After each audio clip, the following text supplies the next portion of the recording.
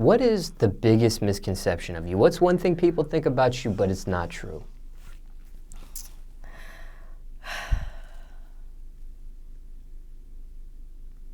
There may be a lot of things, but what's the top?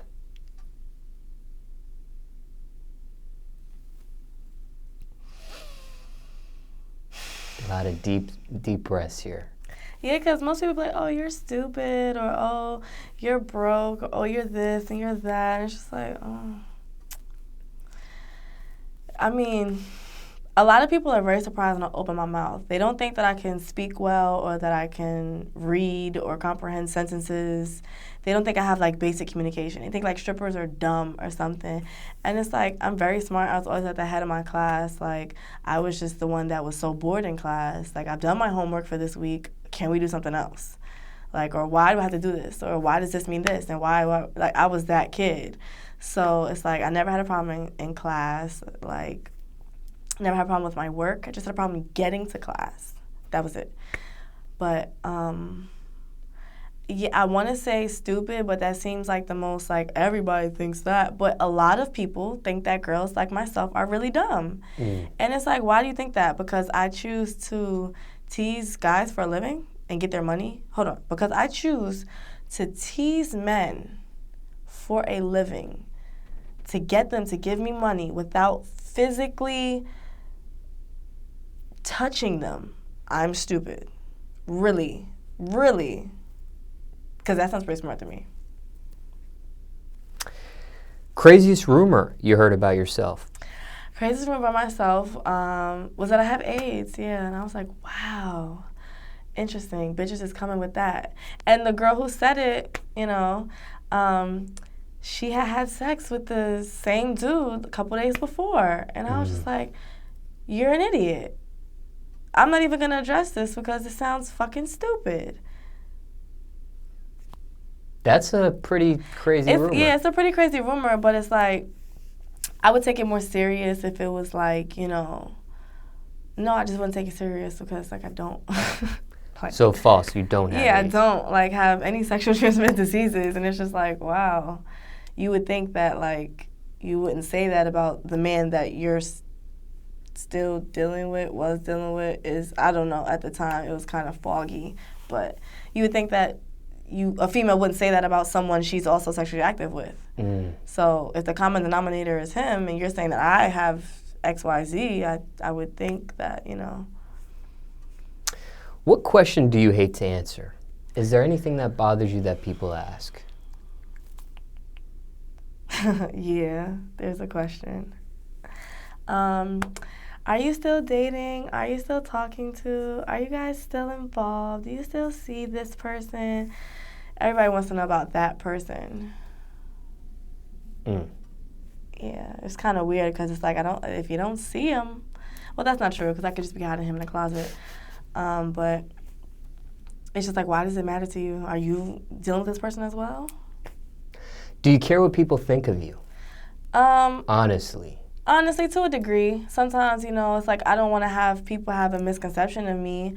I don't want people to think that, you know, well, I heard this, or I found out this, and it's not true. And then it's like, oh, well, this is what I think of her, you know. But at the same time, if you ain't got no haters, you ain't popping. If you don't have people talking about you, spreading rumors about you, saying evil things about you, saying outlandish things about you, like such rumors, then you're not really going anywhere. Because people who see people doing something more positive or that don't need the same negative attention as they do, they want to spew things on you and just dirty up your name, drag your name through the mud. What are your keys to success?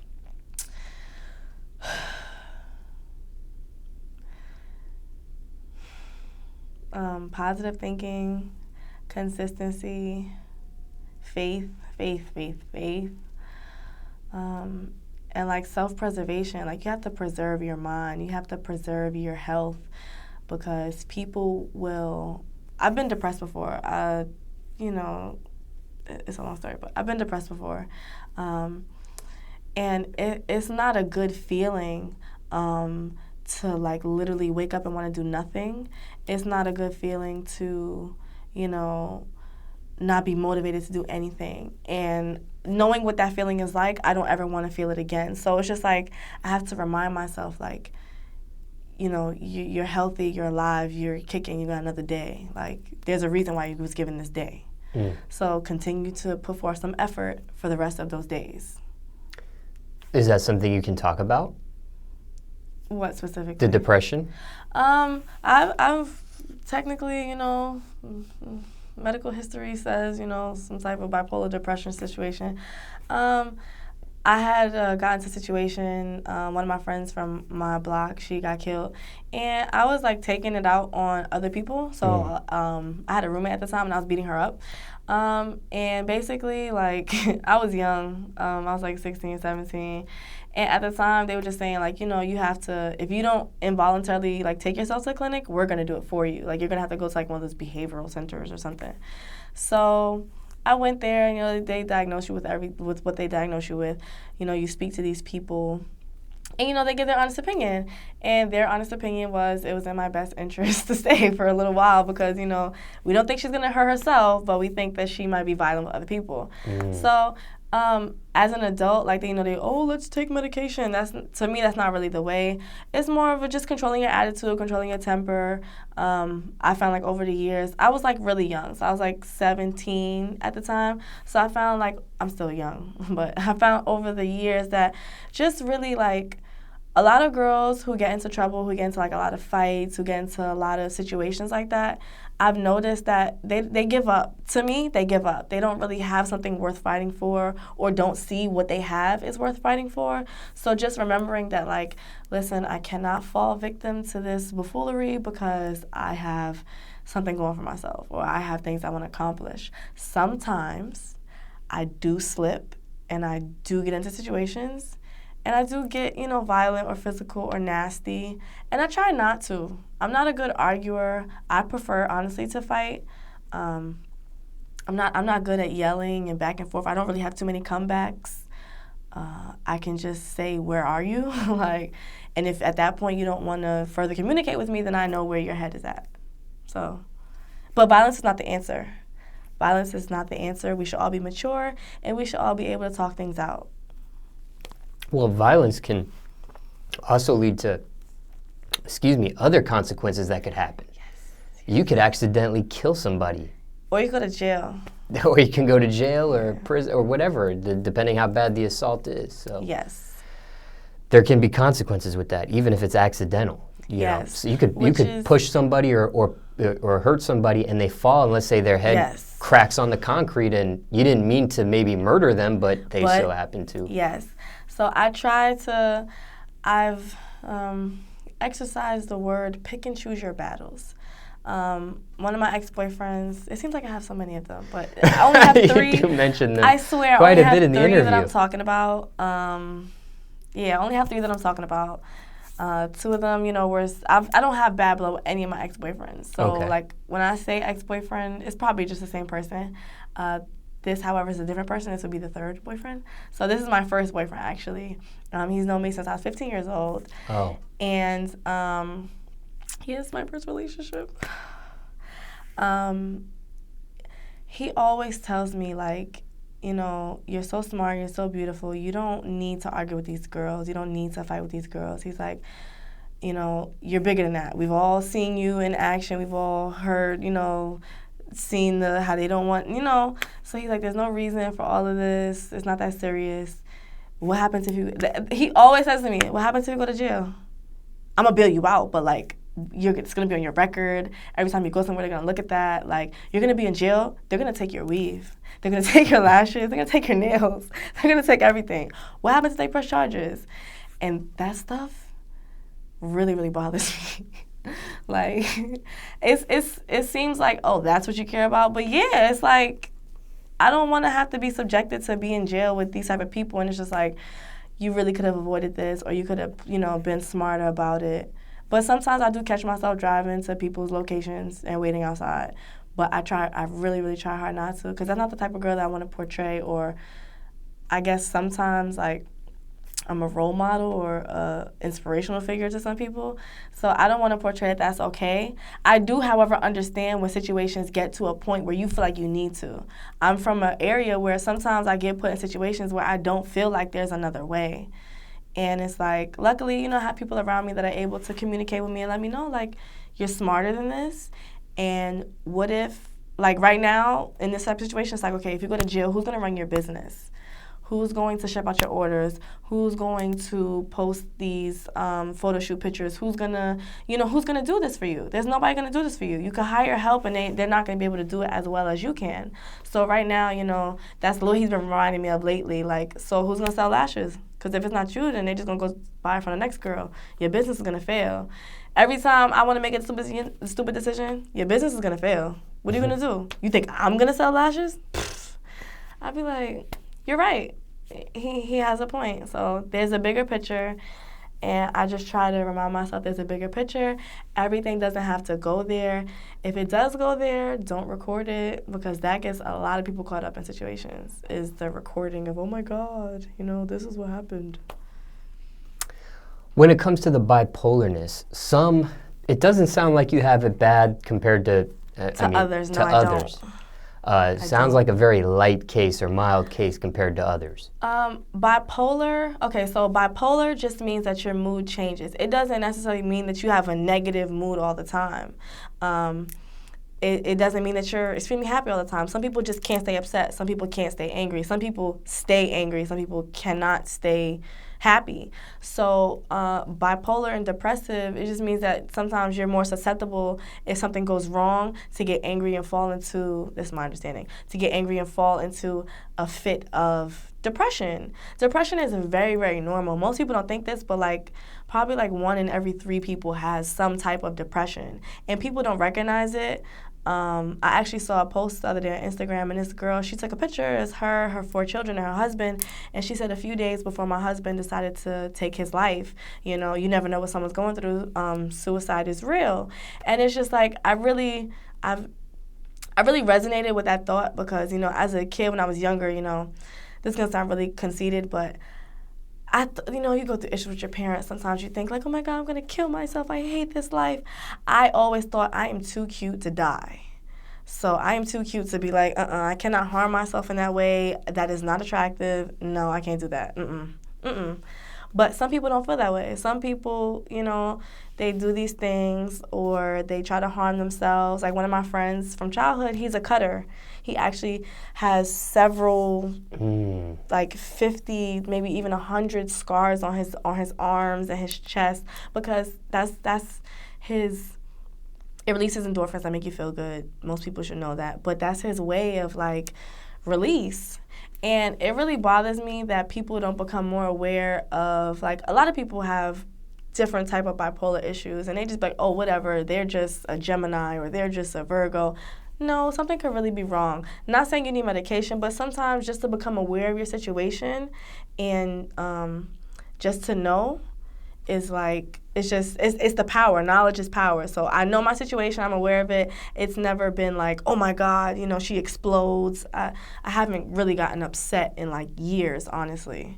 So, you know, it's just all about knowing your situation and knowing how to deal with it.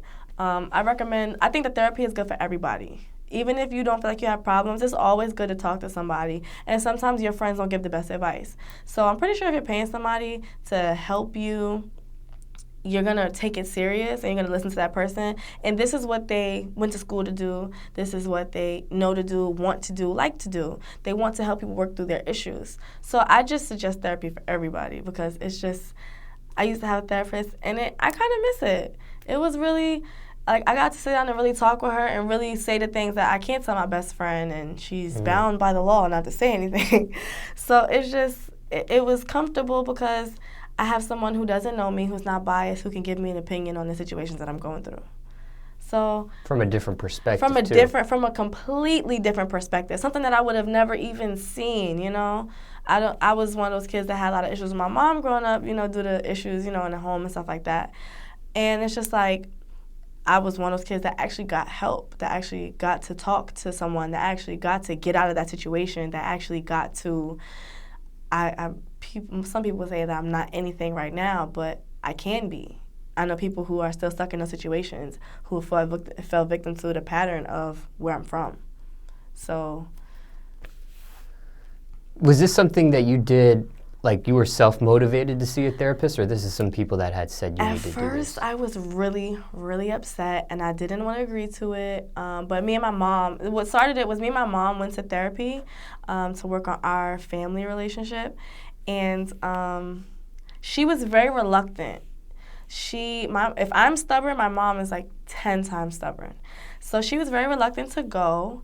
And when we went there, she wouldn't talk about anything. And I was just like, it kept saying to me in my head, like, don't be like that. Don't be like her. Like, just because they're your parents doesn't mean that they're a good example. I'm not trying to throw my mom under the bus, but it doesn't. Everybody has their own way of dealing with things. And I didn't want to be a closed person. I didn't want to be, like, nobody knows why I'm like this and stuff like that. I wanted to, I'm a mostly positive person. Like, out of my friends, I'm the person that they go to for advice or help in situations, or I don't know what to do, or I need this, I need that. So I wanted to, okay, what's bothering me? Because I was a very, very angry teenager. Very, very angry, extremely angry. I got suspended so many times. I got suspended to the point where I almost got expelled from school. So it's like I was very angry, always getting into things, always just doing things. And it's just like I didn't want to be like that as an adult.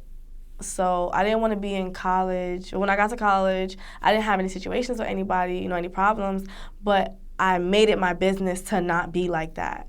And some people like, fuck it, whatever. If they bump me, I'm going to bump them back. So it's like, I had to work on myself and to realize that if the people around me aren't the example that I want to be, maybe I need to find someone to help me be the example that I want to be. I see. And how often were you seeing this therapist? I think at first I saw her maybe twice a week, and then I got to the point where I was seeing her once a week. And then she said to me, this is our last session. And I was just like, no. Like, I like this free communication. Like, her perspective was so much different than mine. And she helped me, like, understand a lot of things that, like, She pointed out so many things that I wouldn't even have thought of, or that no one around me thought of. And the reason why I liked this so much was because she never told me, oh, you're wrong for doing this, you're right for doing this. A typical therapist question, how do you feel? How does this make you feel when you do this? Does it make you feel angry? If it makes you feel angry, then why do you still do it? Therapy is all about, to me at least, is someone asking you the questions that you can't ask yourself, or that you don't want to face yourself. They ask you, in therapy, they don't really tell you, this is why you're doing this is why this is why this. They basically ask you questions to get you to pull it out of you. So it's more like a self-search kind of thing. It's better than any self-help book, I think, my personal opinion. Now, somebody watching this, and there can be, like we talked about, varying degrees of bipolarness or depression or whatever the case may be. And everybody's circumstances are different, but any general advice, somebody watching this and kind of clicking into some of the stuff you're saying, maybe they're feeling the same type of emotions or feelings as you. What do you tell a person like that? Generally speaking, I suggest that if you feel like, maybe your attitude changes a little too much, or you feel like, you've been depressed, or there are many days where you don't get out of bed and stuff like that, or anything else, any, emotional changes, too fast, too slow, I suggest that you speak to someone about it. I suggest that you tell someone, whether it be a teacher, guidance counselor, we all have our favorite teachers and stuff. Even if it's just like your mom's friend, or even if you go to your local medical center and you ask them, like, is there, like, do you guys have, like, free therapy? Because these are things that they offer. So ask them, like, do you guys offer free therapy? Do you guys have someone I could talk to? I don't suggest trying to self-medicate yourself or stuff like that. I honestly don't suggest, even if you go, like, I don't say that you have to take medication from them. I'm never taking medication. Excuse me. But what I do say is that, you find out if something in your life is bothering you, or something about your personality bothers you, find out what it is and find out how to fix that thing. Because if it's speaking to you, and if I'm speaking to you now saying, like, maybe I should go see this person, then you already have some sort of understanding that maybe I need to talk to someone. There's nothing wrong with going to therapy. If your friends laugh at you, like, oh, you're going to therapy, that's, oh, you're weird. They're not your friends. They're not your friends at all. Like, if you trying to figure out yourself more or trying to understand your mind more is embarrassing to, you know, people around you, then they're not really there for you. So seek help. Good help. Where? That may not be something that people can just get a referral on. Hey, do you know a good therapist? Or some people might be secretive about. I mean, okay, so if you go to a medical center and they can't help you or something, I suggest you Google your local therapist and go there. Ask them, like, you know, how much you charge an hour if you can. If you can't pay, you can still go there and ask them, like, is there, like, a program I could go to? Is there something, like, free that I could go to? You can Google. The internet is, like, so savvy nowadays. You can Google, like, free therapy or, like, counseling groups. Maybe you want to talk to other people, see what other people have to say. Counseling groups, things like that. Like, it's so many ways. If you can find so many ways to be on social media and do all this stupid stuff, you can definitely find so many ways to get help. Anything you want, you can literally type it in Google or Bing or whatever, and you can find it. So just figure out if you think, okay, now I know people go on Google like, depression, oh my God, I'm going to die in 6 months. No, don't say that. But if you think that you do have some symptoms of depression or you find yourself, you know, not being able to get up and do stuff, not being motivated or, you know, just taking a disinterest in everything, even your health and your appearance, then you should definitely Google, like, you know, therapy, counseling groups, even if, you know, like, say there's something that you like doing to get you out of depression, like, you know, you like to go bowling or boxing or something, Google something like that, like, something that gets you, you know, in the spirit, you know, hang out with different people, go different places, you know. Was that your therapist trying to? No, that was my alarm because it's 10 o'clock. Usually at 10 o'clock I try to be at work because I never get there until like 2 o'clock in the morning. But, you know.